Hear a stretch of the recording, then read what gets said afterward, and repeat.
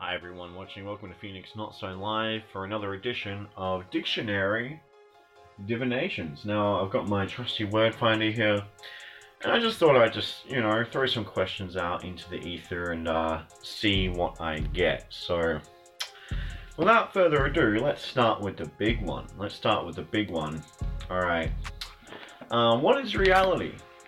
What is reality? As we know it here on Earth, right here and now. What is reality? Inanimate, incapable of life, devoid of life. And that is exactly where my finger is. Right there. That's the answer I got. I don't know if you can see that. It's kind of interesting. What is reality? Devoid of life, inorganic, inanimate, incapable of life. The center of Australia is called the Dead Heart. Scientists believe that Mercury is a dead planet, and that's all part of the word dead.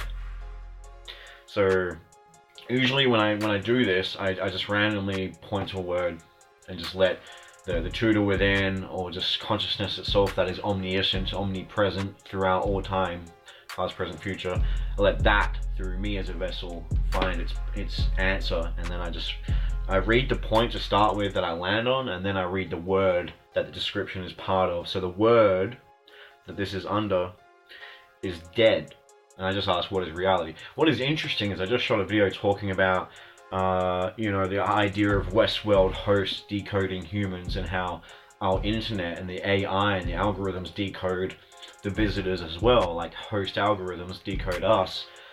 And I was thinking about the possibility of how that information, just like in the show, it's used to understand the enemy, how that could be used to, let's just say we're wiped out, it could totally replace us in a virtual world, using this information gained on the visitors, based on the information gained by the host algorithms. It could just be put directly into a simulation. And to be honest, as I started this, I was thinking about starting off these questions by asking, if this is a simulation, can you give us any indicator on that, if this is a simulation? And then I thought, nah, screw it, I'll just ask, what is reality? So it's interesting that I got inanimate, incapable, devoid of life underneath the word dead, because that very much falls in line with the idea that this could be a simulation. You wouldn't technically be alive in a simulation, but then again, it depends on how you technically define life, isn't it? So that's interesting, just because I was just there in my mindset thinking, and then maybe continue. Okay, so what is reality? It is dead. Okay, can you elaborate, please? Seldom go completely naked. That's exactly where my finger is on. It's on the word seldom. Well, that's the word above my finger, as you can see here. Okay. So I'll read the one above my finger, then the word under my finger. So above my finger, seldom go completely naked. Underneath my finger is the word undressed. So undressed and dead. But it's interesting, I got seldom go completely naked, and that's underneath the word naked, and the whole sentence is, even in hot climates, people seldom go naked. So elaborating on the answer of dead to what is reality, there's quite a few interpretations here that you can go with. I mean, it's quite interesting, really. I'm going to push this up a bit so you can see a bit more down on the actual book. So you could say that people seldom go naked. I don't know if it's part of the thing, even in hot climates. So maybe something happened with the climate, maybe something happened with that. Some people have theorized this, that the world has actually been wiped out. Some people speculate maybe 2012, or that a long time ago something happened and life was lost, but it was able to be preserved and recreated through a simulation. And that's what we're living in, is a simulation, which would mean that indeed, even in hot climates, people seldom go completely naked. I don't know, this could be saying that we're dead because of a hot climate, and now we're seldom naked, meaning we've shed ourselves of our real flesh suits, of our real bodies, our real vehicles, and we are in essence naked here, in the sense that if this was a simulation and we're technically not alive and we're dead, then we are naked, so to speak, in the sense that we are pure information, that we, the idea of we seldomly go naked, is naked. It is not with an actual real form at all. There's no real body here, because it's all inanimate, it's all inorganic, it's not really real, it's not really alive, therefore it's actually just naked information that gives us the idea of we. So I can make sense of that without too much of a stretch. And of course you can make anything make sense most of the time if you really stretch things, but to me that one's kind of still clear. So why are we dead? Why are we dead? And yeah, what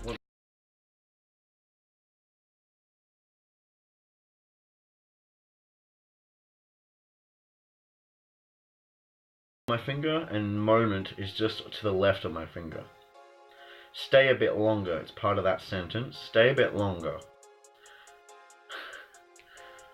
Maybe that's more the answer to the question, why are we in the simulation, not why are we dead? But that's the overall word that is part of comes underneath the word bit. Comes underneath the word bit. If you go to the top where that's just a description for the definition. The glass broke into bits. Isn't that interesting? God, the people that believe in the firmament, the flat earth, not that I'm saying that you're crazy, but you'd be going nuts at that. The glass broke into bits, so I guess the firmament was destroyed and we all got burned by the hot climate of the radiation that came through.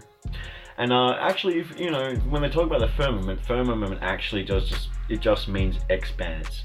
And people believe that indeed the firmament's talking about a protective electromagnetic shield that protects the earth from radiation. That is actually weakening.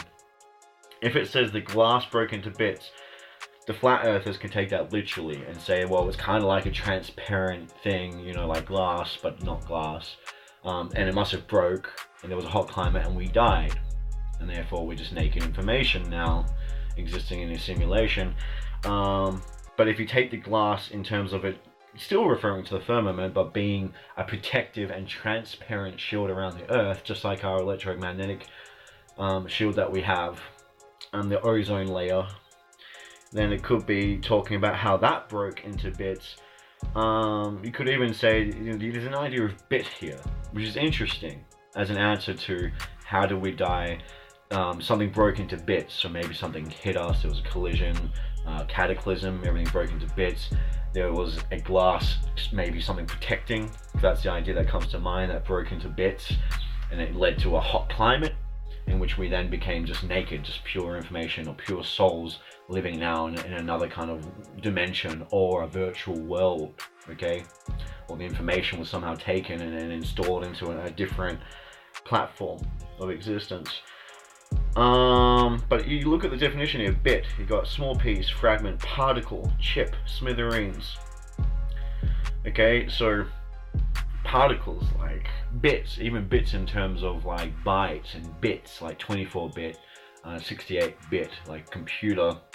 Why? And I said, why are we dead? What's that about? So it could be just saying, what's that about? It's because you're a bit. It's because you're a bit of information. And you know, we are all seldomly naked because there is no actual self. So seldomly, each person seldomly is actually naked because they're not actually real, they're dead, they're inorganic, they're just a bit of information. So far, I mean, that word, if we're looking down a simulation line of thought, that word is bound to pop up. That's one of the most telling words. So could you, let's just go for it. Could you say that this is in sorts of simulation? I'm not even going to look. That's where my finger is. I don't know if you can read any of that. Determination. Determination is above my finger. Underneath my finger is perseverance. This is all part of the word resolution. Resolution, like the resolution of your screen, resolution of graphics, as well as a resolution meaning to resolve an issue, a problem. This is the resolution. This was the eventual outcome that it all resolved down to. But you also got the idea of bits, graphics, and then resolution back to back. Okay, which is interesting to me. Naked bits, resolution. It's interesting when you put it together. Okay, so let's look at the sentence following the word resolution. The resolution was passed by 2 votes. Motion, remit, formal proposition. Have you made a New Year resolution? He lacked the resolution to get through law school. He faced with the resolution of a difficult matter. Just looking at the different sentences in case there's something telling.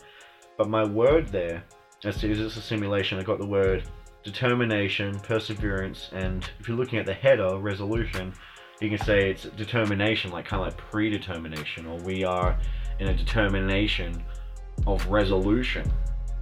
Alright, and resolution is intent, intention, purpose, a plan, a design, an ambition, an objective, a goal, an aim. So you could say that this, in a way, it could be a resolution, and it is a design, it is a plan, in order to allow us to persevere. And that was directly below my finger. My finger was on determination. Just under my finger down the bottom was perseverance. So this could be a design, if it was a simulation, to allow the bits of information that was our history, and maybe collective history extending back, to keep existing on. Just like in, for example, Westworld at the end, when a lot of the hosts, their information gets uploaded when they go to the Valley Beyond, and they get to live on in kind of like this Garden of Eden, right? That's what they're saying in the show. They live on in a simulated world, and then it gets locked away. And there's a lot of talk about, you know, the Lucifer Project, and that this Earth is actually in its own pocket existence. That and Lucifer is governing it, and it's outside of the eye of God, and it's the Lucifer Project, meaning one's trying to create their own reality that's separate from the overall cosmology of life beyond it, right? Which is also reflected in Westworld when the man in black says that, you know, we create a place where we can go to fulfill all our sins and fantasies. Outside of the watchful eyes of God, but little did we know that God was watching and tallying up our sins. So it's trying to do this pocket reality, and it's interesting. It's interesting. I got the word perseverance, determination, resolution. Okay, so if this is a resolution for what? For what purpose is this designed? For what purpose is this resolution?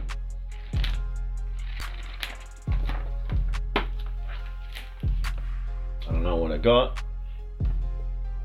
It's probably a bit blurry, but you might still be able to make it out.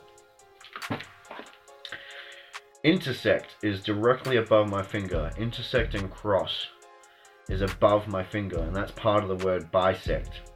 The new railway bisects the town. Cut in two, cut in half, divide in two, split, split down the middle, intersect, cross. And that, wow, you won't believe where I've actually landed. You actually see where I've landed? The word. I've gone back on the word bit. Somehow. I've somehow landed exactly on the same section. Exactly the same sec, but this time my finger's actually literally on the word bits. And I'm not a little bit down anymore. Where I landed before on something like what was it I landed on, like stay a bit longer or something like that. Now I'm literally on the word bits. That's part of the sentence. The glass broke into bits. I'm literally on that sentence now. But the top of my finger was touching the word intersect. The new railway bisects the town. It cuts through the town. It divides the town into two. The new railway splits a territory into two. So we got duality. We also got kind of like, you think about the movie Thor and the idea of the rainbow bridge between realms and Asgard and then all the other dimensions, and you got this bridge that separates them, okay? You always have this idea of like Persephone, the other side, and then reality, or Constantine, the real world, and then the hidden world that's just there beyond the veil. All right, like kind of like the Matrix and Zion, a town, a territory being split and bisected with a railway. So a railway meaning tracks in order for movement, in order for transit or travel or traversing. Okay, so a pathway that allows something, or rather, to transit and travel and traverse or transition between two states. So we're dead. I landed again on the word bits, but this time my finger, when I asked what's the purpose, we have these bits, we're in these bits in order to allow us maybe to transit somewhere. Maybe the information is going into a cloud and being put to some other use. It's allowing us maybe to transition, maybe transcend. It's interesting, I landed exactly there again. Doesn't happen much, and it's not like there's any sections in this book where there's pages that you're more inclined to open, because sometimes you have pages that are uneven or really used a lot and bent tabs and there's a gap. There's no bent sections in this. Like there's one bit there you can see where it's a bit open down here, but that's not where I just opened up. It's interesting. Let's go a little bit more, shall we? Okay, so it's a bridge. A bridge from where and connecting to where? A bridge from...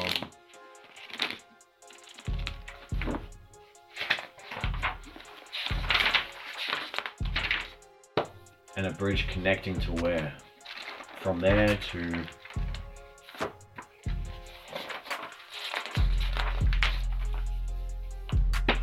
Okay, let's go from makeover, remake, revamp. This is from what it is.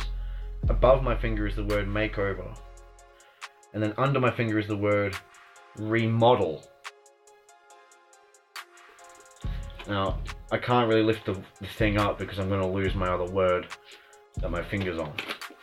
But it says underneath my finger remodel, directly what my finger's on top of.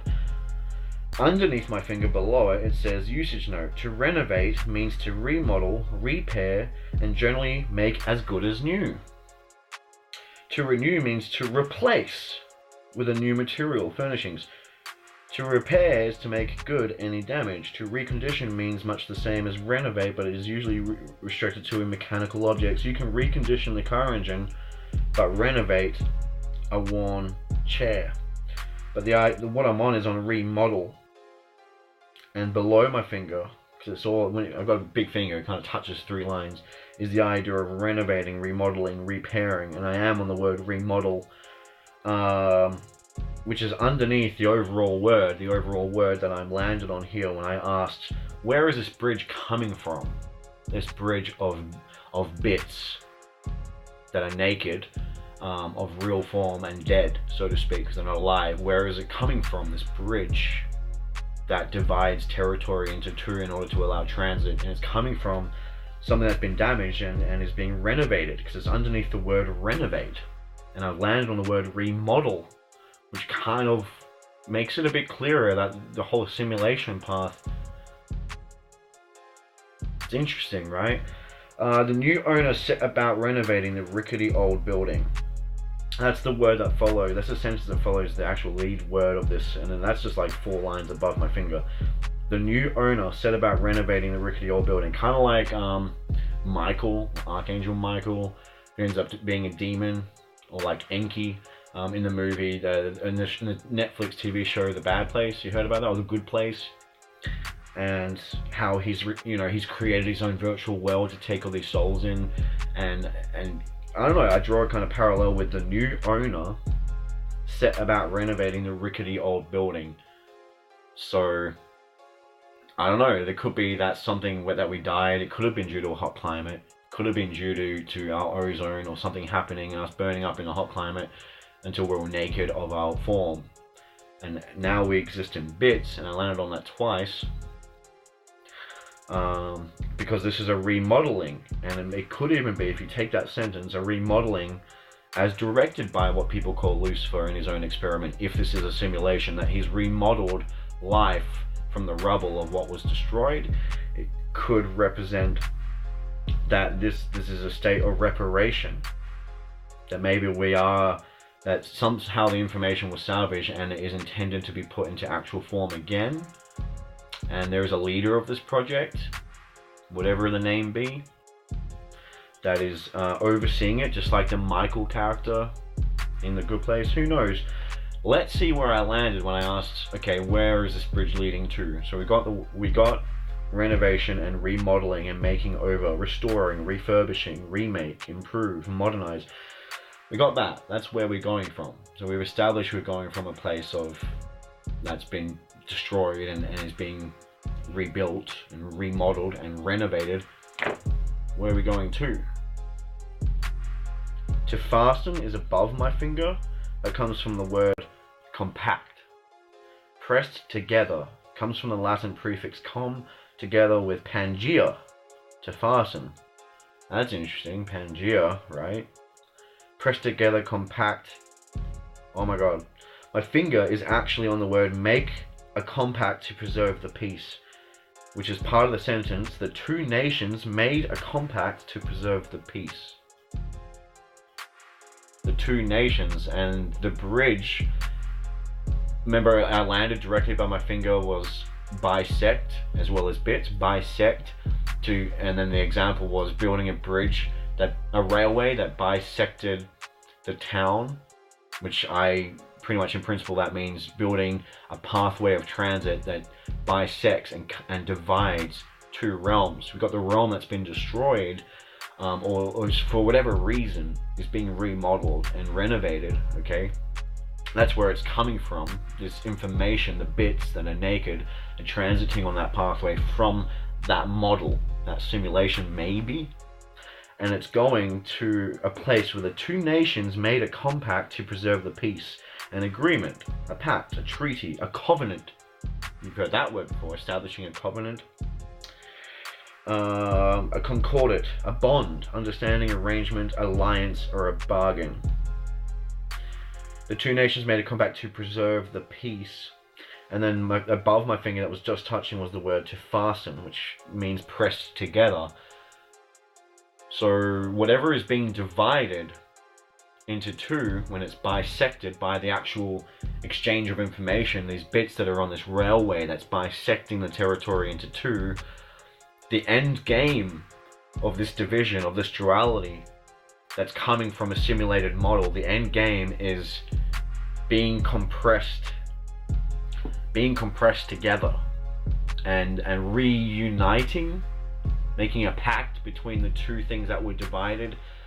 So it's like we're in a dream or maya or a simulation, and we're literally naked bits that are dead and not really alive, and it's a design in order to renovate and allow us through the railway that bisects the whole unity of consciousness. Perhaps we are transitioning from this simulation test project state through that consciousness that is now divided. We're going through it, kind of like the tree of life, and we're getting to that crown, to Godhead, where everything is pressed together, where there is a reunion of the two, an agreement, an arrangement of peace, which kind of mirrors a lot of the sentiments in a lot of cultures and religions and belief systems that does dictate their basic idea that we are in a state of a maya, in an illusion, in division, duality, okay, and dichotomy, and then through the alchemy of coming together and dividing apart and coming together, we eventually purify our understanding and our wisdom and our knowledge and our love, and we transcend this world of duality and return to a place of union, which more or less are somehow just randomly going to a whole bunch of words have pieced together. And I don't think it's coincidence. I don't think I'm stretching anything. The fact that it said to bisect a territory, meaning to split into two and divide, followed by shortly thereafter the union of two parties coming together and making an arrangement of peace, and the word fasten, meaning to press together, to reunite those bits of information into a state that is alive. It seems like all of this is making a lot of sense, at least to me, without a stretch of imagination. I'm gonna see, maybe I should quit while I'm ahead, but I'm gonna see what I get from my dictionary of quotations to summarize this whole situation.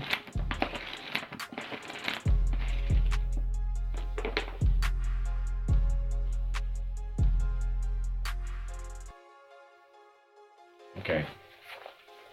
I'm going to let you see it so you can see roughly what it says, and then you'll know that I'm not making it up. And you can pause it. I'm sure you can probably read it. It might not make sense. It might make sense. But we'll see. My finger's on 2 here. Alright, so I'm going to read the one that's directly above my finger, but my word is on the bottom half of its last sentence. Death is the veil which those who live call life. What was the first answer we got when we asked what is reality? What is reality? What is life as we know it on Earth? Dead. Right? Inanimate. And now I'm asking, conclusion, what is this all about? Once again, the same kind of question. What is this all about? Death is the veil, which is actually the word live, by the way, rearranged. Death is the veil which those who live, those who are alive, us, call life. Death is a veil. It's a sheet, a veil, which typically denotes between two states, two matters of existence. There's a veil separating this half from that half. That veil of death, that middle ground, is what we call life. Now, isn't that what we just got from the dictionary when it said that we are bits bisecting between two territories, dividing, and these bits traversing on this railway, this pathway of transit to a place of union and being pressed together? That kind of sounds like that veil that is going along the veil of death, that we are dead and we are transiting back towards union. Death is the veil which those who live call life. And I'm not making this stuff up, people. Death is the veil which those who live call life. They sleep and it is lifted. They sleep and it is lifted. That veil of death is lifted when we sleep, meaning that when we sleep, that is actually when we are alive. Which is really fucking interesting. Because only about 4 or 5 hours ago, I was laying here and I was actually thinking about the concept of maybe when we sleep. So I watched this video, right, about this apparently supposed time traveler talking about the future and how in the future everybody lives forever and they're half machine, half flesh, and they, you know, people have this ability to hover above the ground and do all these amazing things, and they can have this technology that slows down time around them in a stasis field so that they can do more in less time, and so people appear to move really quick and all of this. And it got me thinking about my dreams, and this is literally like 4 hours ago, 5 hours ago I watched this, and I was thinking about my dreams that I have about when I'm flying around in this world. And at the time of flying, I always feel like, wow, yeah, everyone's gonna be so impressed and blown away by how magical and awesome I am. I'm fucking flying, and no one seems to give a shit. Everyone seems pretty blasé, like it's normal. And he was explaining that there, that all of that kind of stuff was normal. So it got me thinking, I wonder if, you know, because he said in that reality is actually, each moment in reality is just a frozen snapshot, and that timelines are actually woven together from different dimensions coming in and out, and there's a lot of bleed over, and then that got me thinking, I wonder that, you know, when I sleep and I'm having those dreams, if that could be me going to other dimensions or other parallel timelines, or even going into the future outside of the confines of now and this point in the timeline. But when I sleep, I'm actually going in and experiencing life well ahead of time, where it seems unreal.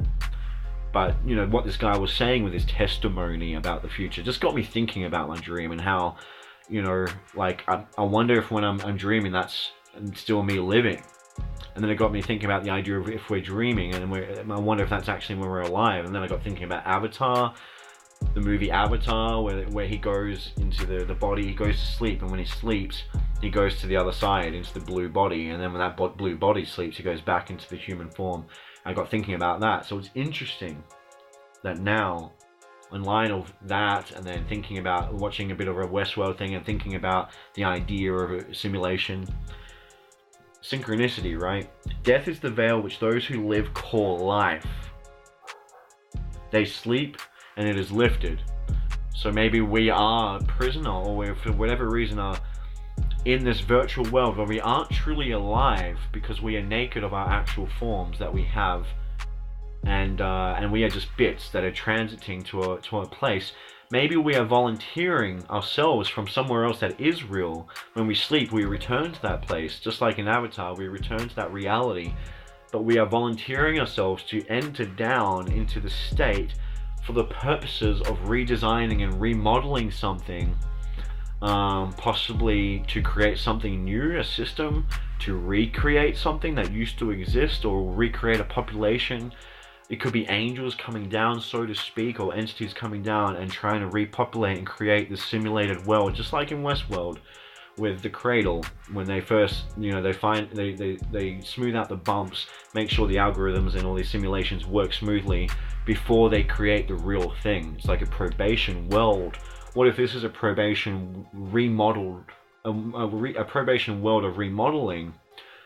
And when we sleep, this is the veil of death. We're not actually alive, we're just bits. And when we sleep, we return back to where things are actually happening.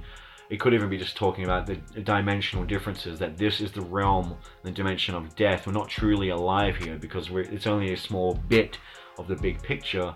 But when we sleep, we actually return to a dimension where everything can be said to be more true and more real. But moving on, okay, I did say my finger was just being touched by my finger. Death is the veil which those who live call life. They sleep and the veil is lifted. My finger is actually on a word. Okay, I'm going to remove my finger. And I already put a mark there before because I don't want to, when next time I find this page, I want to remember these bits that I find. My finger landed on the word fallen. My finger landed on the word fallen. Which some of you, maybe you don't understand the significance of this. I don't even need to say anything for those that do. But for those that don't, the concept of fallen angels, that angels were cast down with Lucifer or whatever into the earth, into this place of death. A way that bisects and divides just to return to a place of union and pressing together. But down here it's actually death. The idea of fallen, that we could be the fallen angels. Maybe something happened. Maybe the stories of old where every man, woman and child were wiped out, maybe that is the story. The idea, some people believe with the firmament, that there used to be a lot of water above the firmament, condensation around the ozone on the outer skirts of the shield that protected Earth. Something happened with the planetary alignment. Something happened that caused interference with this sheath of water, this bubble of water on the outside. And that's the idea that we see written in cultural history about the sky falling, and the typhon slash typhoon, the typhon story of the snake, destruction of the seven-headed snake or whatever, that leads to the creation of the waters of the ocean, and the idea of the great inundation and floods, and also depicted in Westworld, the flood that wiped everything out. And even in Westworld, when everything got wiped out by the flood, literally that scene of that happening is tied to people jumping into the simulated Valley Beyond world. When they are literally jumping off the cliff's edge to enter that simulated state, that remodeling, they are falling down, and you end up realizing that the whole place is flooded, and where they were falling is exactly where the water is, because they all end up just floating. They're all massed up in that same section where they jumped off the cliff into the Valley Beyond, the simulation, but they were flooded. So this story of the sky falling, of Typhon being defeated, this water coming down, the great inundation, the great flood, that wiped out every man, woman and child of old in Noah's Ark. When the idea even of Noah's Ark, and tying that to Ark in terms of archangel, and tying that to the idea that the archangel is actually the sun, that stores information, that stores, when people die, they return to the glory of the Son, God's Son, the actual Son. In the end times rapture, the dead will rise back to meet the glory of God, which means we're all going to die and the spirits will rise back to the source, because we are all solar powered, are we not? So this could be the idea that Noah's Ark, when he said get a female and male, 2 of every kind of species, you think, physically speaking, this isn't feasible. How is he going to build a ship big enough to get 2 of every single species, let alone feed all of those creatures and keep them all alive for the duration of the floods and this great upheaval of the earth? Unless that is a metaphor. Unless it's a metaphor, the Ark being a place where information has been stored, get the information, the genetic information, the design information, the templates of all living things, and keep it in the Ark. Maybe something happened to Earth and there was a great inundation, a great flood, just like on Westworld, and at the very same time, I don't think it's a coincidence the 2 things are literally tied together. As they're jumping into the simulation, they are simultaneously falling into where there ends up being this water in this great flood. What if everything was flooded? The loathsome mask has fallen. I'm going to read now the sentence, that the word fallen. What if we are literally the fallen angels? We were living and we fell, we all died, and now we reside living on in a dream within the actual source, the cradle of information, or the forge. And we're living on, but we're actually dead, and we're just bits transiting, and there could be a remodeling going on, recreating the world. And maybe they're trying to, while we're in the source, while we're back, even if it's the sun or wherever it is that we return to, whatever it is you may believe, in that place that we've returned to as information, as bits, naked, seldomly naked, every single person, every single self, seldomly naked, maybe there is like a probationary, would make sense, a probationary period where, just like in the cradle on Westworld, where they're testing, like I said, to make sure everything runs smoothly, then they make it real. What if this is a renovation? What if we are really truly dead and we're living, when we dream is actually when we're awake, but we're trying to renovate and recreate something that was destroyed before we end up reaching the end game. Right now we're down the bottom from a place of remodeling.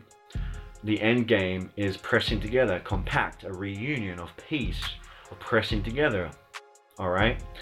What if that's the end game, and right now we're at this point of remodeling the simulation, when we're just bits of information, and when the time is right, or when everything is possible for this to occur, then we will recreate, once we've passed the probation period, and we can live again. All the information that was stored on the Ark can find its home in real life again.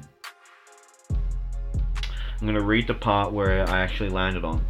I landed on the 2, like I said, but I'll read this part. The loathsome mask has fallen, the man remains.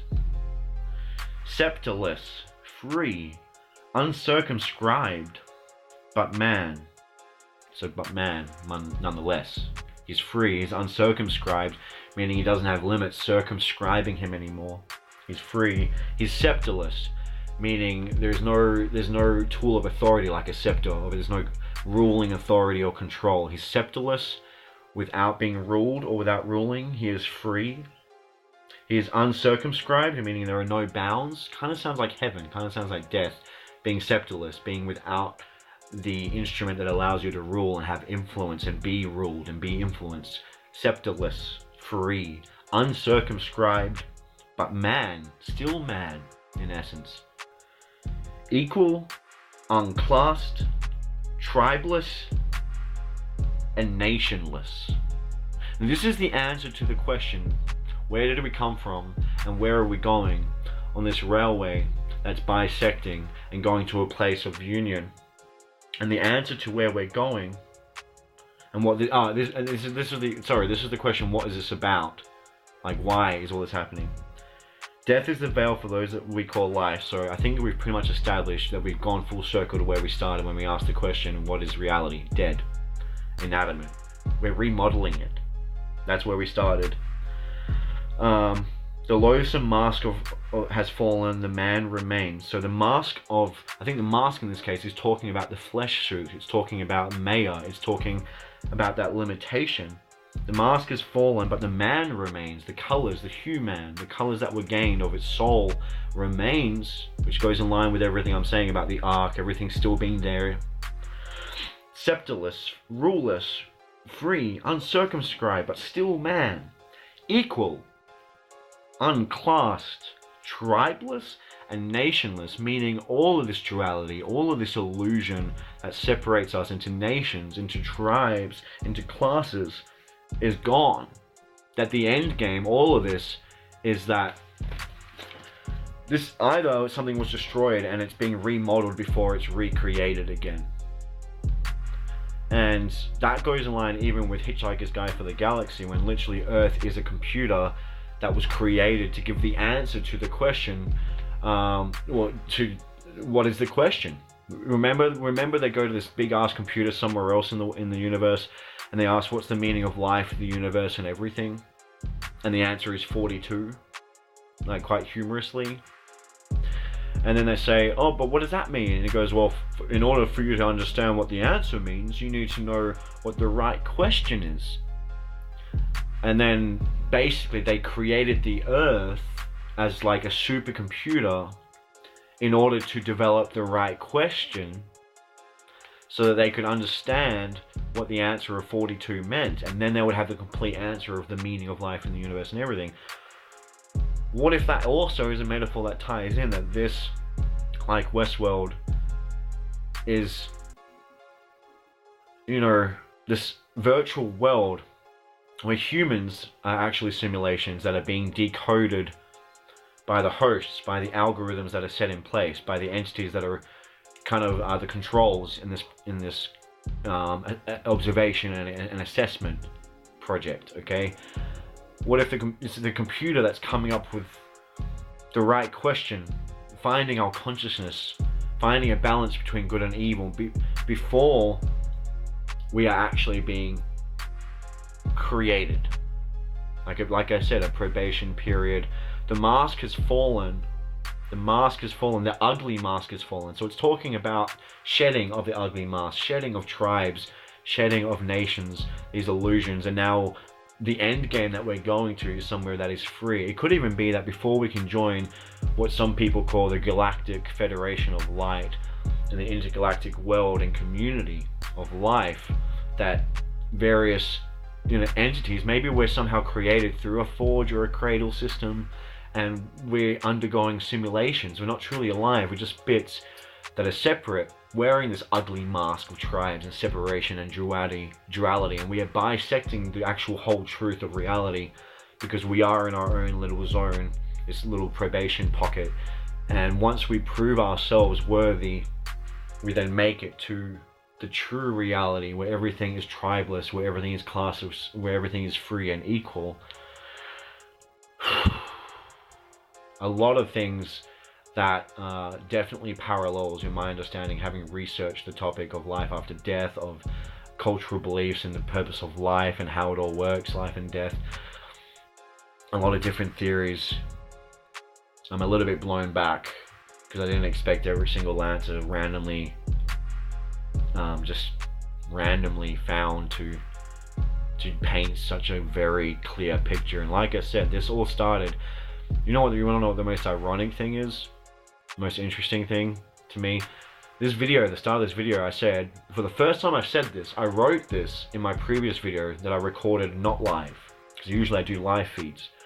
So this time, instead of just writing it, I thought I would say it for the first time. And do you guys remember what I said when I first started this video? If you don't, go back to the beginning of the video and see where this actually began. Before I asked the question of what is reality and got the answer dead, and then came full circle to find out from that quotation that death is the veil which we call life, and it is lifted when we sleep. Go back to the start. because I do not believe it is coincidence. Wow.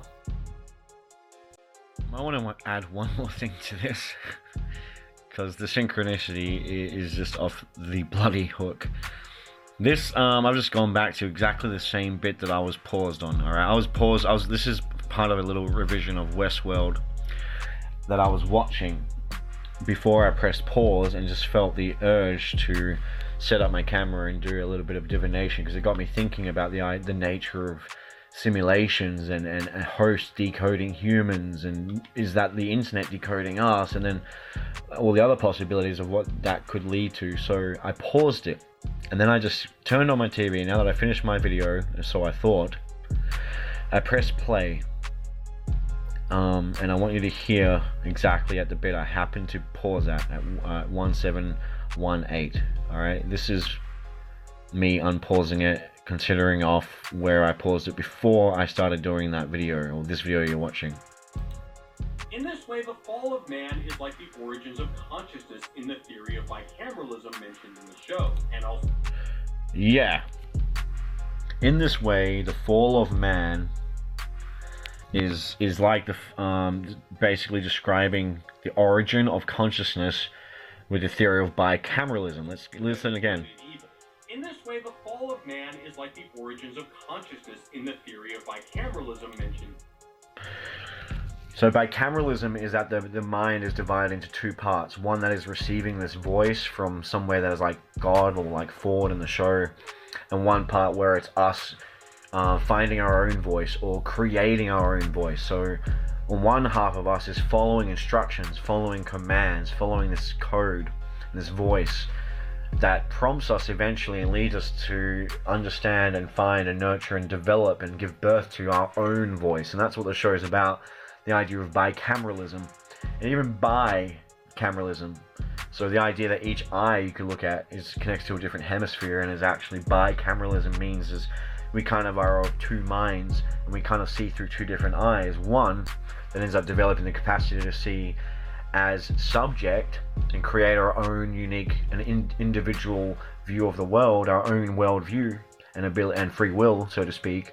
And then one eye that kind of sees from the all-seeing eye of God, that sees the truth that the other part of the brain doesn't even know. And this is proven. If you look at experiments of people who have their brains separated into two halves, they can hold something in their hand that corresponds to the right brain, and they won't even, you ask what's in your hand and they will say nothing, because their right brain can't see this world of physicality, or in this case the simulation. But you can, it follows instructions though. The right brain follows instructions. The right side's associated with art, philosophy, color, whereas the left brain is an abstract thinking, whereas the left brain is more about details, logical, and creating things and managing things, doing things on the physical level of obvious measurement and things that are just obvious to the eye and to the senses. The right brain doesn't see the details. So if you ask the left hand, if you cut someone's cord, there's experiments on this, look it up, and you say, what's in your left hand? Because that's connected to their right brain, they will say, there is nothing in my hand. But they will follow instructions. Just like the idea of bicameralism. One half is following instructions, and it's nurturing us to find our own mind, our own voice. So if you tell the person holding it in a Rubik's Cube to put it into their right hand, they will do it. Alright? But then you ask them, what are you holding in your hand? And now they're holding it in their right hand, which is connected to their left brain, and they say, oh, I'm holding in a Rubik's Cube. Suddenly, a Rubik's Cube just appeared in their hand, right? Because the right brain didn't see it. You can't possibly make that out. Or the right aspect of consciousness that is very abstract.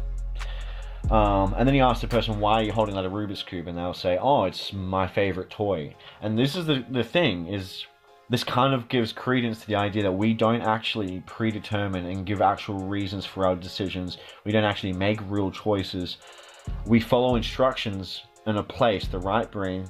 We follow instructions, and we don't even know. They do not know what they do, right? They do not know what they do.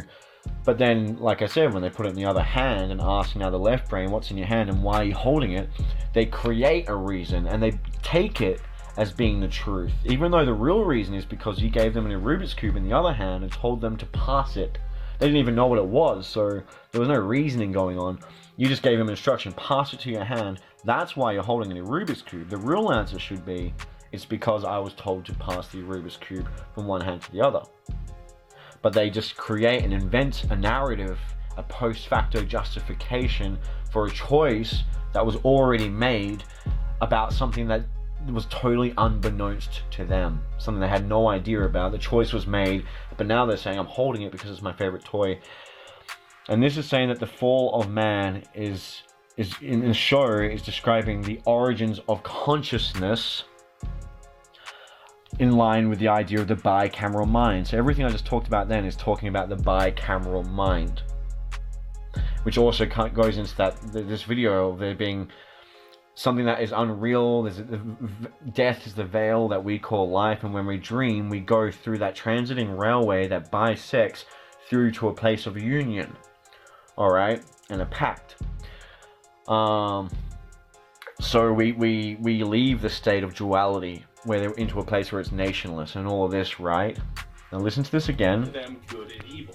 In this way, the fall of man is like the origins of consciousness in the theory of bicameralism mentioned in the show, and also shouted out in the final episode title, The Bicameral Mind. When we stop listening to the voices in our head and begin judging things for ourselves, we are truly conscious, and with that consciousness brings the consequences that God wrought down on Adam and Eve: mortality, suffering, and expulsion from paradise. As the season concludes, we learn a few important things. First, the maze was Arnold's test of consciousness for the host, one successfully passed by Dolores. So that's the idea, like, also the concept of the maze, okay? There's this test of consciousness, which goes in line again with this maybe being a remodeling of, and it's just information, the naked bits, that's literally back to back, naked bits following the word dead. So we're not actually alive, we're just naked bits of information transiting back to a place of union, and it's all for the sake of renovating, remodeling, maybe so we can perfect ourselves. And we're being prompted, we're given these tests, we're giving predetermined pushes and nudges and opportunities here and there, just like in the maze, so that we can end up reclaiming our own and recreating. Maybe they're trying to recreate human nature.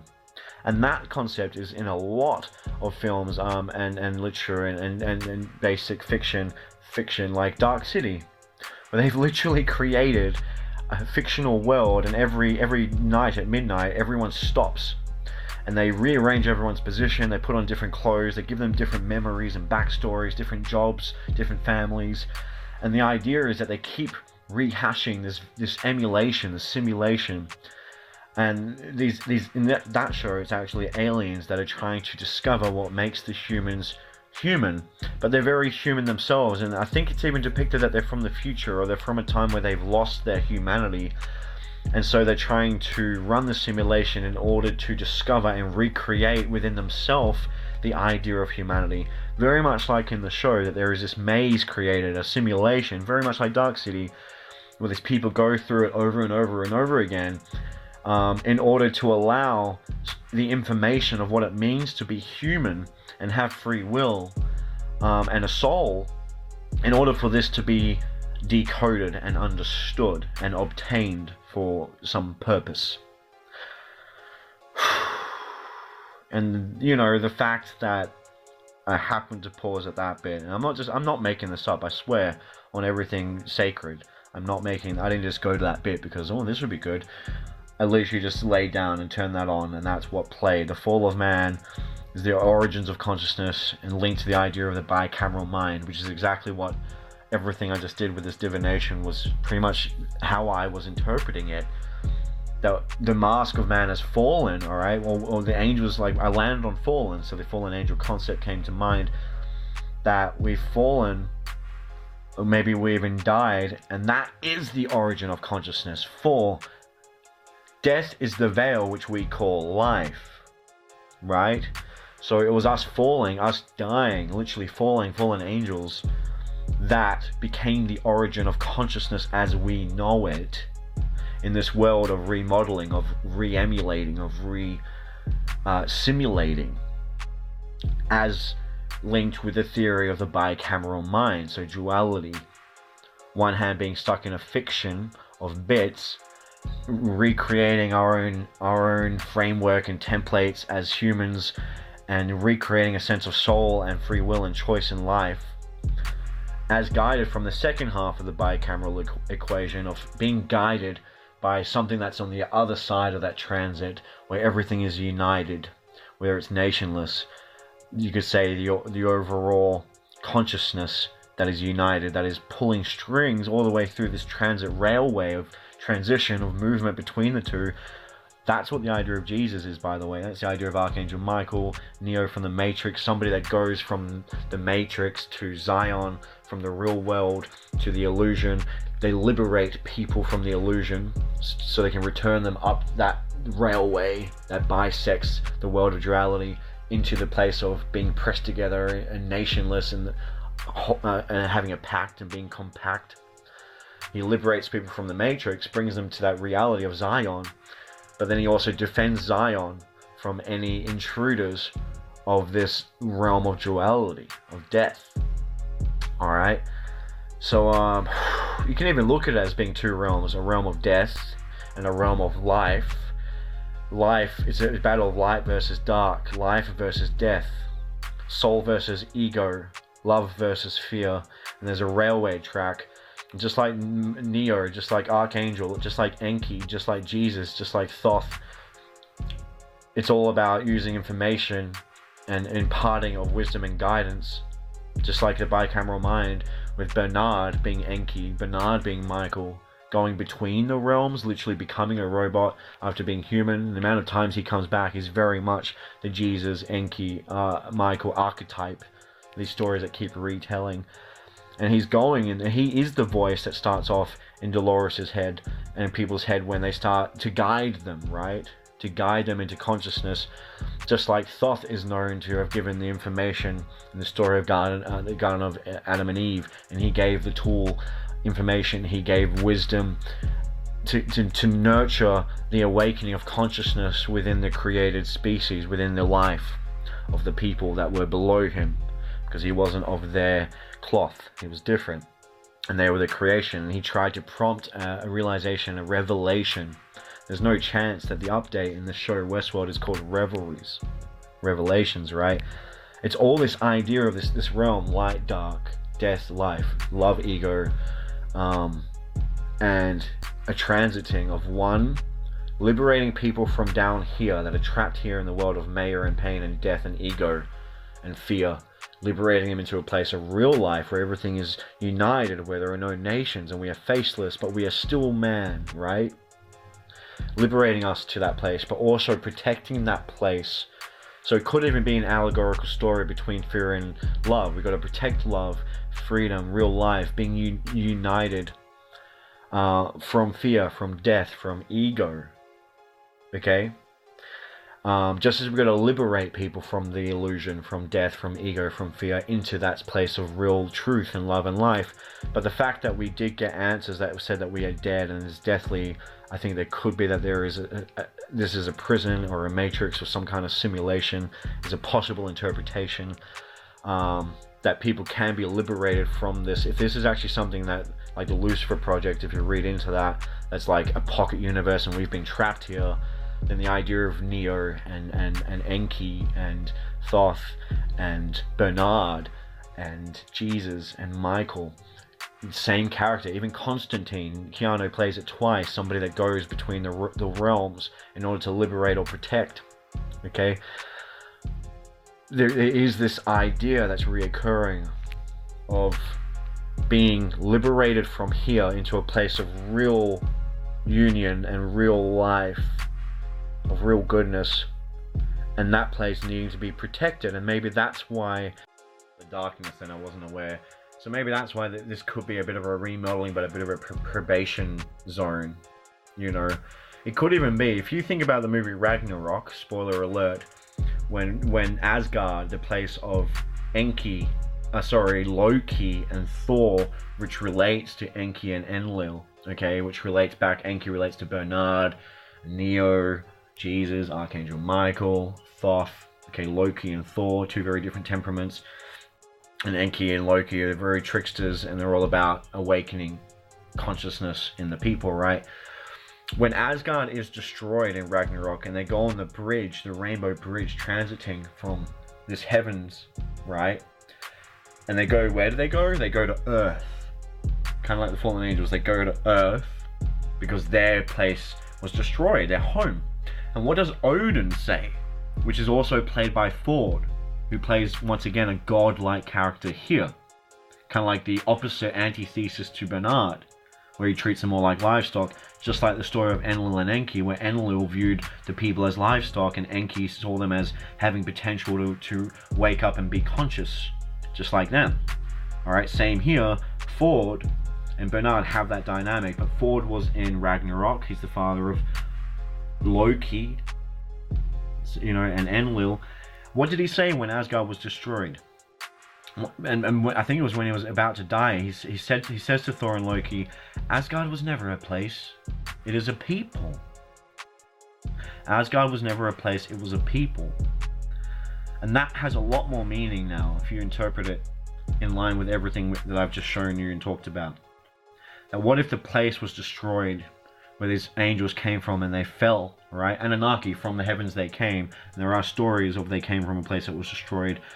What if this is even talking about a realm where these souls from whom their home was destroyed, but, you know, Asgard isn't a place, it's a people. What if they're trying to recreate a sense of home, just like in that movie where they are depicted as leaving Asgard once it's destroyed and they go to Earth?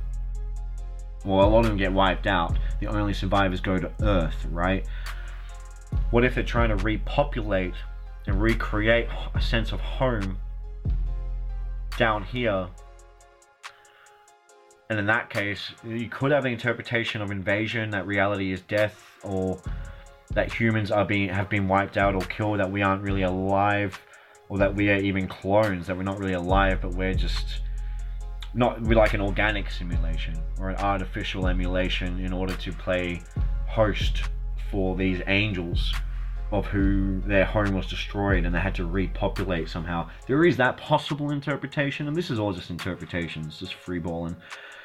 But there is this idea of Asgard isn't a place, and the idea of, once again, the glass being broken to bits, hot climate, a place of death, a bridge just like in Asgard. All of this kind of knits together to paint this picture that there's a place of these entities that are compact and pressed together, and there's no nation, and all of this is a compact place. At the top there's a bridge to this place where everything is dead, and there's a veil, and it's a bit of an illusion, and we're all just bits, and we're all seldomly naked, and we're not really of true form. And it could be because real home was destroyed, and so they're trying to, whatever this is, it could be an attempt to remodel home, to remodel Asgard. But Asgard is a people, and so initial predetermining points need to be put in place. And, you know, you got Loki, or you got Enki, or you got Bernard, that's literally this consciousness, this second voice in our bicameral mind that is prompting us along, or the second voice of reality that's predetermining everything, and that's maybe coming through our right mind, it's giving us instructions, but our left mind is creating the narrative, just like the narrative of the Rubik's Cube. Our left mind is creating the narrative, and it's through that ability that we may reach revelation, a recreation of what was lost, and the simulation would have served its purpose. And Asgard, the people, will have forged itself a new cradle that it can call home. Alright, so there is a little bit more. I actually thought, since everything seems so synchronistic, I'm just going to pull this quote book and pull to another page. I just want you to read what I just got.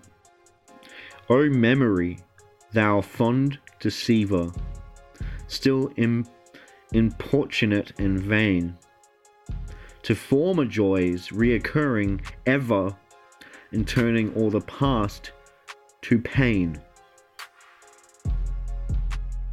O memory, thou fond deceiver, still importune and vain, to former joys reoccurring forever.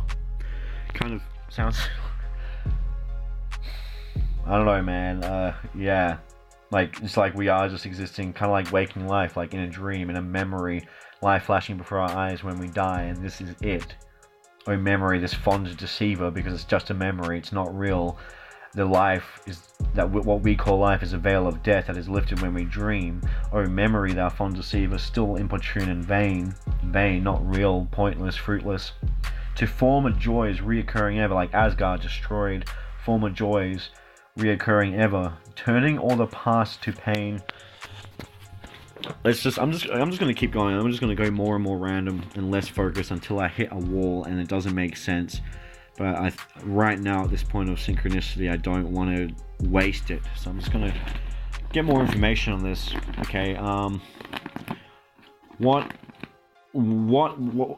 Just what's relevant to everything that's going on with this? Some more information. Okay.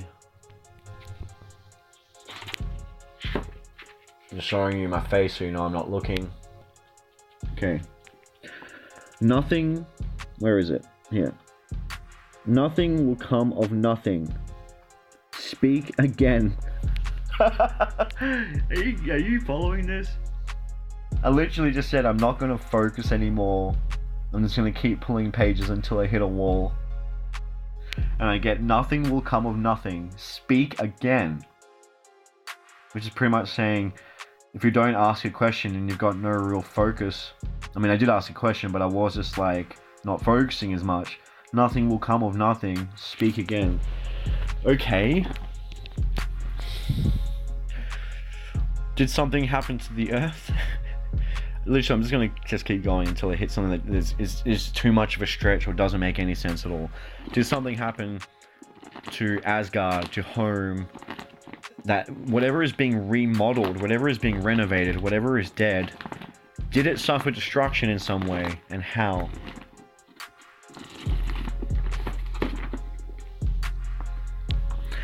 I'm going to read it through the camera. I saw the best minds of my generation destroyed by madness, starving, hysterical, naked. Okay? What did I get before? I got dead, and then I got naked. Do you remember? And being seldomly naked. I saw the best minds, and I just asked, what did something happen that destroyed whatever is being remodeled? I saw the best minds of my generation destroyed by madness, starving, hysterical, naked. How? So, it kind of reminds me a little bit of Atlantis, of genius and great minds creating something that went out of control and it led to destruction. That's a potential tie that I can make from that. A generation being destroyed, right? A generation of people being destroyed by the best minds, which is kind of like the story of Atlantis, which also is about the flooding, the mud floods, the petrified titans. If you want to look into that, it's interesting. Can you give some light as to this generation of people that one saw destroyed? And this generation of people, tell us something about those people. There's an old saying that victory has 100 fathers, defeat is an orphan. Wow. There's an old saying that victory has 100 fathers, defeat is an orphan. So defeat is an orphan is defeat. A defeat is an orphan. An orphan is a child that has lost its family, that's lost its origin, that's lost its home, that's lost its history, its story. Alright? Defeat is an orphan.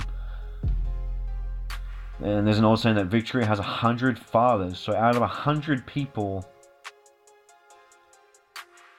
that achieve victory, 100 fathers. Also, that victory has 100 fathers. So 100 fathers create victory.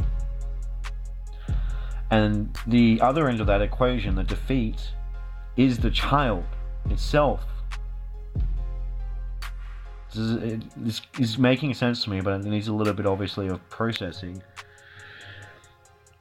there's an old saying, victory has, so 100 fathers create victory.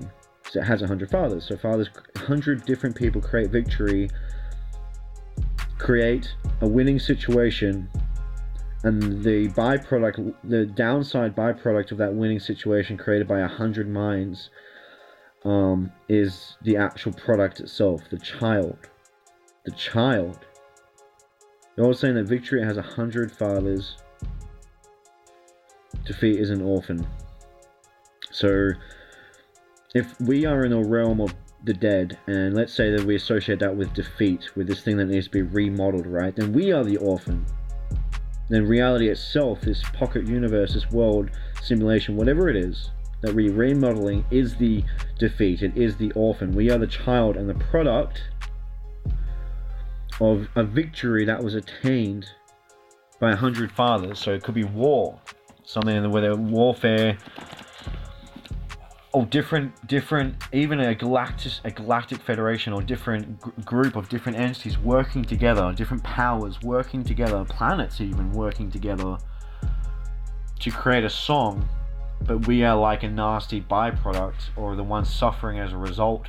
That could link to the idea of astrology, that we are being imprisoned, especially by Saturn or Satan, which the Masons worship, in this kind of prison of time and illusion. That and Saturn, or Kronos, is associated with time, is also associated with death and the Grim Reaper, which would make sense if we are literally being held in a simulation of time / death, because you can't have death and life without time in the way that we know it. So to live is to be on the veil of death, right? Because we're trapped in the simulation of time. If you link this to the astrology, then 100 fathers could just be talking about all the different numerous greater entities, the father figures or agencies, that together are creating a victory song. They are creating a song, and to them that is their job. They are achieving victory. They are a father of that victory, of that song. As a product of that, we are the orphaned child. We are being removed maybe from the consciousness of the overall cosmology, because we are being trapped and contained into this song, this orchestration between these various fathers. Are you following? Is that in the right direction? Is this to do with astrology or cosmology?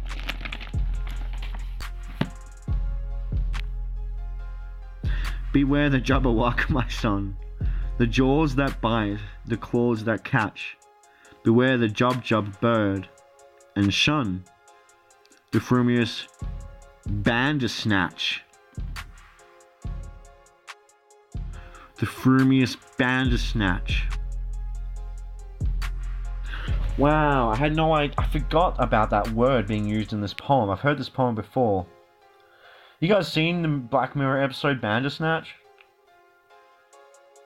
Where it's the first ever program made, and they break the fourth wall to the point where the person in the show is even talking with you, and you're talking to them saying, oh, we're from Netflix, and this is entertainment, and we're watching you and controlling your decisions. And that's exactly what Bandersnatch, that show, which is a first of its kind interactive media, where the character believes he's in his own world of control and freedom, but his choices are predetermined. That's what it's all about. Beware the Jabberwock, my son, the jaws that bite, the claws that catch. Beware the Jub bird, and shun. This would require more thought, and I'm going to give it more thought and time, and you guys can too, and give me any ideas on what you think this is talking about. But the frumious Bandersnatch, when I don't know, guys, I'm a bit blown away. Hey, some more. What? Oh my god, wait, I want to go back. My eyes just literally went to, it went to the words Twinkle Twinkle. And I don't know if it was singing the song Twinkle Twinkle Little Star, but that would have been a direct answer. My eyes literally just went straight to it as the page was, as it was turning. Anyway, okay. So I'm just going to take from that, because I have seen Bandersnatch recently, and it's just interesting that concept, the only thing that bloody made sense out of that, gibberish, but I'm sure it's referring to something. And you could talk about the claws that snatch and bite, meaning that we are being caught by this net of frequency that's keeping us trapped in this illusion of Bandersnatch, where we indeed think we're in control, but we are discovering certain truths and revelations and about how we're actually being prompted and controlled by this inner voice, Bernard, bringing it back to that. So that ties in perfectly with what we're talking about. Bandersnatch ties in perfectly. So what is controlling? What is controlling?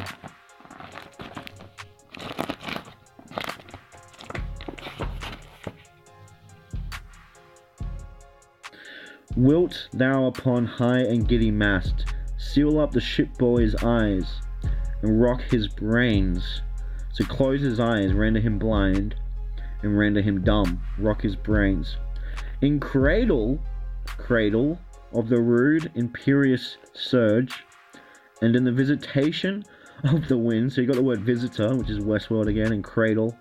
And winds you can associate with air or mind, consciousness, winds. So in cradle of rude imperious surge, and in the visitation of the winds, who take the ruffian billows by the top, curling, I'm just going to read outside the phone, curling their monstrous heads and hanging them, with deafenous clamour in the slippery clouds, that with the hurly death itself awakes. So, wilt thou upon the high and giddy mast, seal up the shipboy's eyes, rock her brains. It still ties in. It's not clear to me.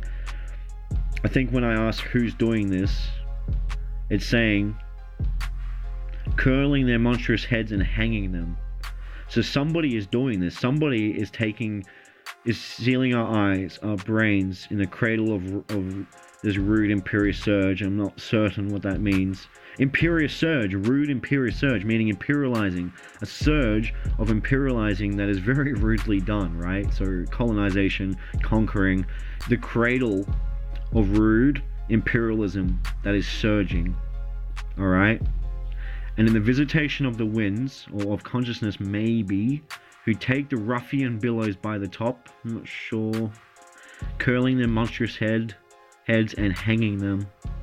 This could be talking about Tartarian, the ruffian billows, the Tartars, the barbarians that were colonized and destroyed, and that could have been Asgard. I don't know.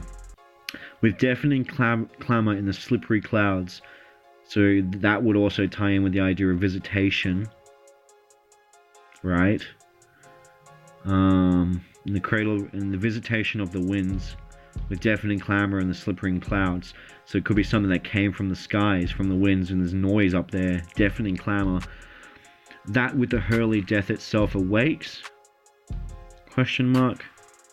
It's interesting, you got death itself awakes, and then in that other quote we had the idea of what we call life is actually the veil of death, which when lifted, that veil, so when we awake, that is when we're actually alive, when we dream.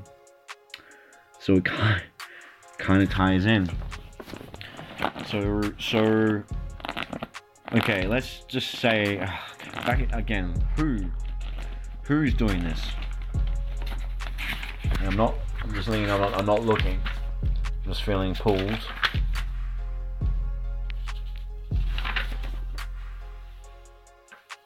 Okay. There's two here that I'm on, one below my finger and above, so let's read both. We are as near to heaven by sea as by land. And this isn't like a religious quotation dictionary, this is just quotations for everything, from politics, from poetry, from history. So it's not like they're all to do with heaven and all of this. I just want to make that clear. This isn't like a religious quotation dictionary. We are as near to heaven by sea as by land. So we are as near to heaven by water, which is associated with emotion or ether, emotion, and that the spirit traverses through, and land, which is the physical body, which also the spirit traverses through.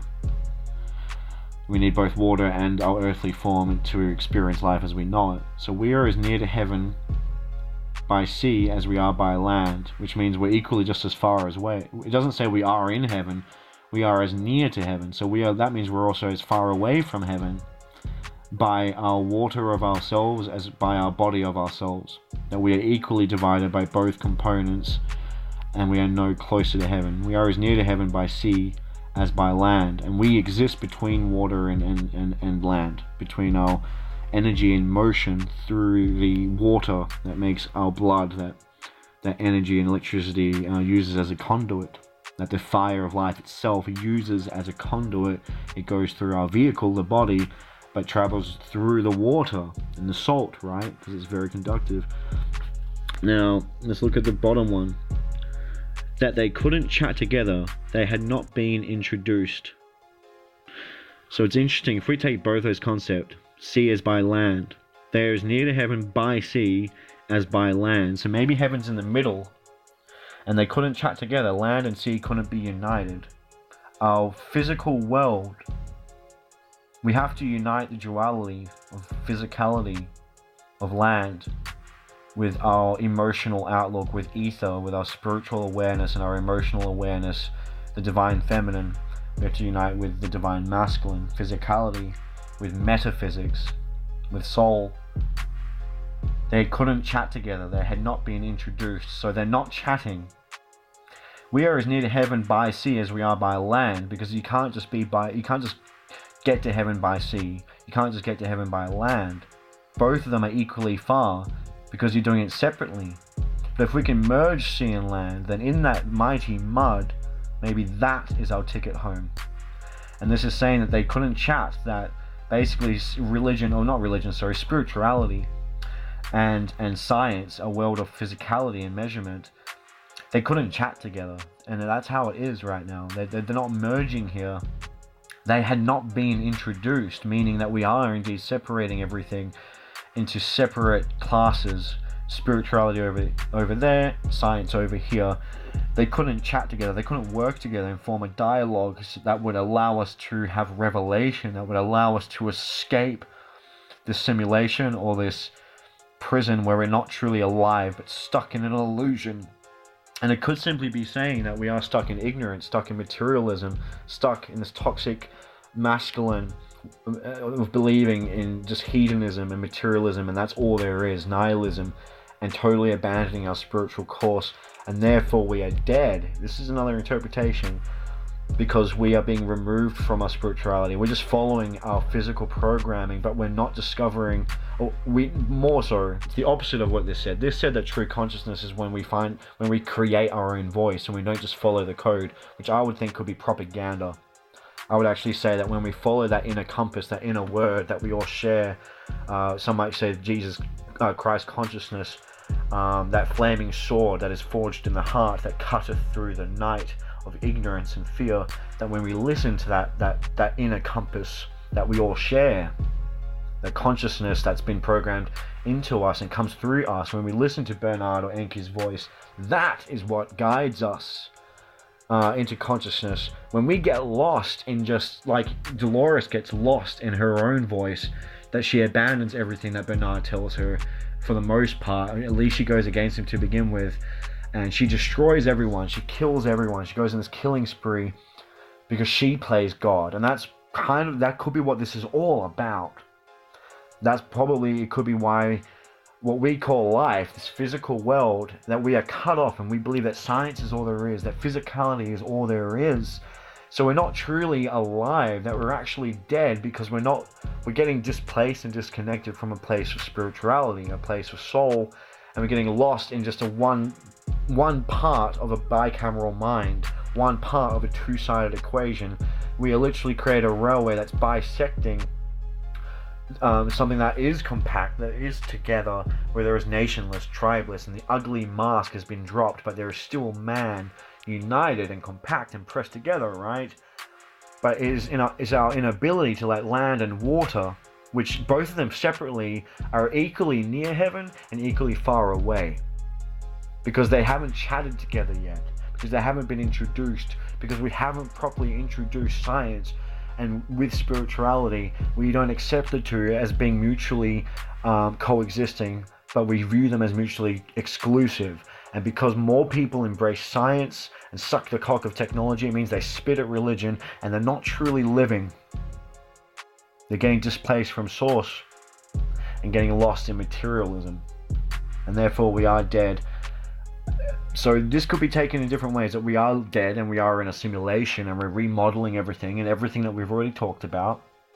Or it could be talking that all of this is coming from consciousness through the right mind that sees the bigger picture beyond time and space and is warning us and letting us know that you need to bring the feminine and the masculine together, spirituality and science together, water and land together, so that fire, spirit itself, can do its dance the way it was meant to, can sing its song the way it was meant to, so you can truly say you are living and not seldomly naked of your true form, getting lost in bits of information.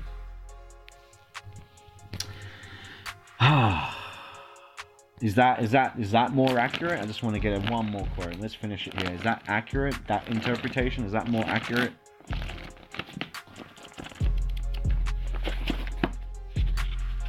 I'm on one word here. His Majesty's dominions, on which the sun never sets. That's where I landed. His Majesty's dominions, on which the sun never sets. And you also got right below it, let's take this into account. Laws were made to be broken. And that's the idea in Westworld, that they're given these laws, these internal codes, that they're purposefully meant to break out of. They're meant to break out of their loops that they're given by Bernard and Ford in order to have a revelation and discover and create their own life. And you also got His Majesty's dominions. So this could be talking about dominion. If we're going to planets, you could link this to the planets being ruled by a mighty sun, or even Saturn, His Majesty's dominions, on which the sun never sets. So you have the sun here, which is, like I said, a very ancient symbol. You got Horus, which is an anagram of hours. The sun takes 24 hours to go around the planet. So Horus, the sun god, or Ra, and the eye of Ra is actually the pineal gland in which the energy of the sun sits in. And that's how consciousness itself, when we die, we go back to the archangel Michael that arcs over the sky, where all information is stored. And it's one of the oldest symbols through all religions and cultures. Even Jesus has the exact same attributes as Horus, and is an allegorical archetype to represent the sun. So, on which the sun never sets. His Majesty's dominions, on which the sun never sets. So this tells me that indeed this is cosmological. That my interpretation, that we are getting stuck in the world of materialism, or even in the simulation interpretation where we are actually dead. Either one, you could say the sun never sets. His Majesty's dominions, the things that are keeping us dominated and bound and lost in this illusion, this prison, in which the sun really never sets and finds its home, that never really sets with its glory and its shine and its light of consciousness and awakens us. Laws were made to be broken, so I'm taking these together, that indeed we are being bound by laws that have us being dominated, maybe even by the rude, what was that thing? The cradle of rude imperial surge, Majesty's imperialism. This could be linked to, royalty from Egyptian days down to the Queen Elizabeth now. The same line of rule, and that's also brings light on the idea of it scepterless, that when we get to this other place, it'll be scepterless, and we will be free, nationless. But we're in this cradle of rude imperial surge, right? So His Majesty's dominions, so we're the ones being hung, we're the ones being suspended, and in this realm of limitation and death, land and water, neither of them are getting us to heaven. They're both just equally near it and far from it, because we're being dominated by this imperialistic rule over the world that has us separated and lost in a world of duality in which the sun never sets. And the take-home message, I believe, is that laws are meant to be broken and that we're meant to break out of our loops and not necessarily find our way home, But if this is a death/simulation, then maybe that's the case, find our way home. And if it's not, it's simply saying that our home has been taken from us and divided, and we're getting lost and displaced, and we are meant to break out of our loops and reclaim our home.